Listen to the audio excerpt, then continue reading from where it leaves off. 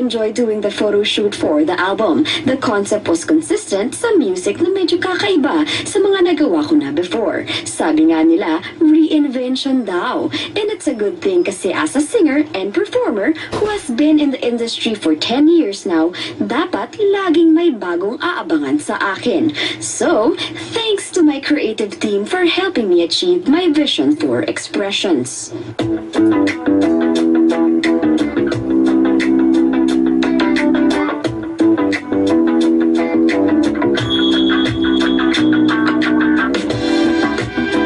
Since the start naman, since we created the album, I've been a creative consultant and a creative director for most of the work. So, most of the albums, starting from Becoming, I think that was way back in 2006.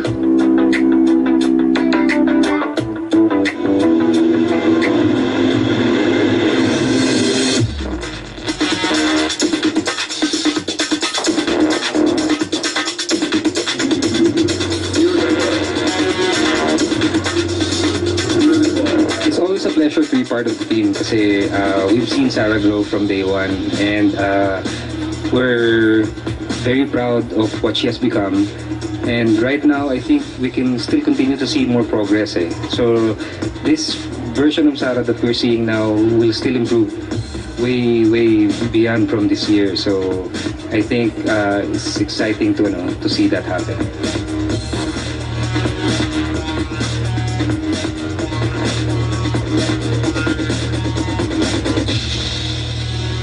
Well, today, I think we'd like to see more of a relaxed Sarah Geronimo. No? So something that, in her own words, a collaborative Sarah Geronimo.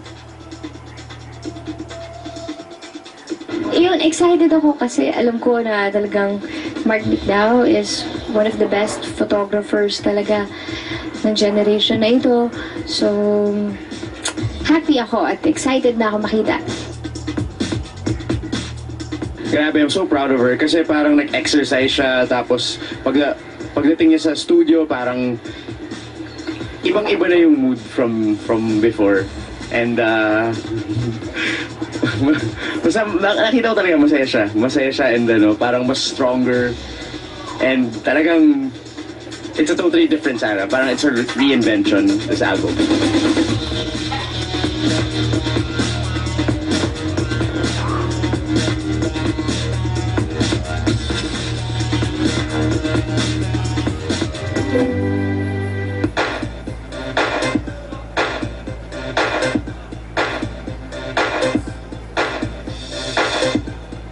For the makeup and the looks that we did for her, they're very specific na this time not so pa-sweet, so very appropriate naman for her age right now, and it showed a lot of confidence sa styling and sa photography and sa makeup.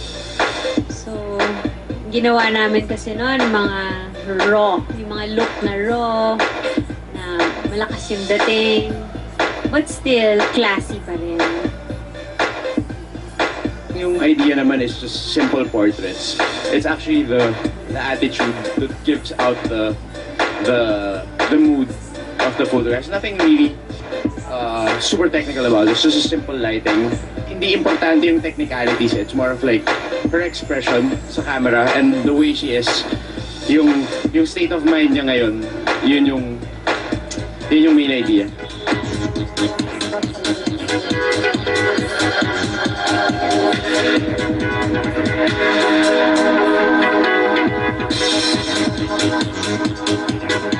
At may special, si Betty.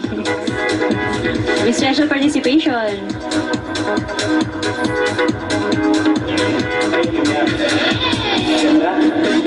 You will be hearing something new, something different, and something very exciting in the days to come.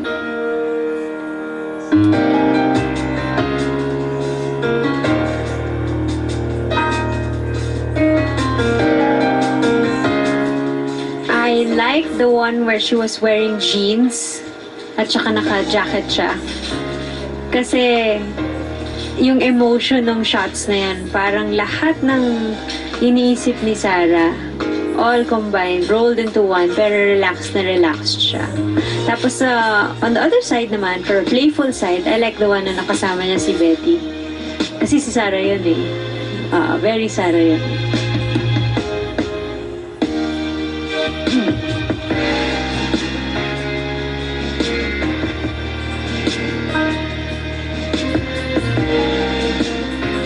Gusto ko yung naka-leather jacket lang ako, saka naka-white shirt kasi yun yung ako lang eh.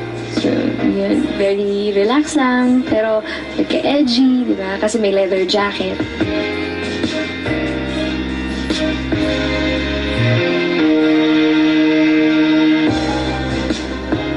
In all of the projects that we're doing now, she's very hands-on, which is good because she's maturing as an artist, which is always a progress in terms of your personality. So it's very, very exciting.